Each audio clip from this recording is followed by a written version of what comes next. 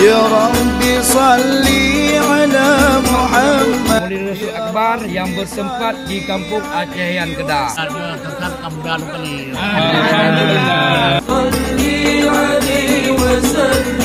Ya Rabbi salli ala Muhammad. أشرف بدر في الكون أشرف. يا ربي صلي على محمد. يا ربي صلي عليه وسلم. يا ربي صلي على محمد. يا ربي صلي عليه وسلم.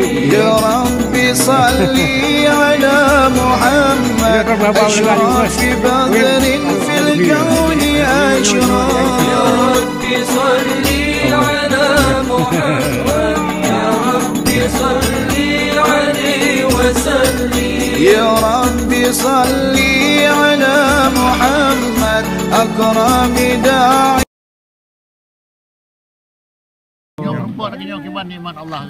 Oh, mana boleh kau? Ni tuh dunia. Kepala Mandum orang Aceh, Bantigom dunia. Baik tua ke bangsa. Ya, betul.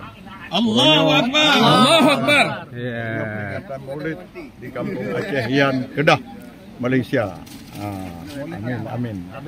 Hidup bangsa Aceh. Hidup.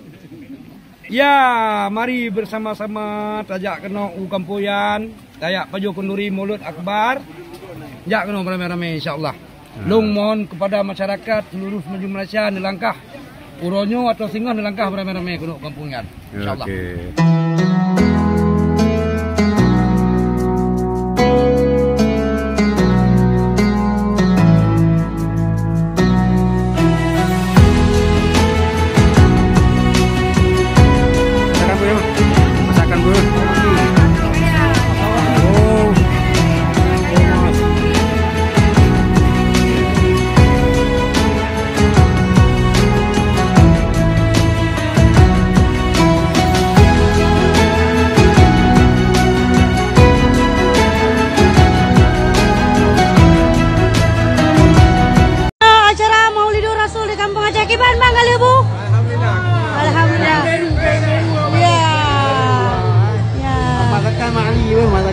Okey, rana kiban kali. Alhamdulillah. Padim gak sapo ka? Lega sapo. Anak kiro-kiro ho?